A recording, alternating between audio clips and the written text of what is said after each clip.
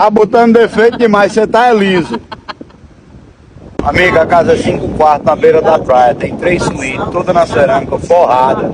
E ainda vai uma mesa de presente, 200 mil. Se quiser bem, se não quiser bem também, você tá liso pelo jeito. Amiga, é uma casa de luxo, não um coió não. Você quer um coió, você compra no sertão. 30 mil quanto você compra uma casa. A pior praia que tem peba.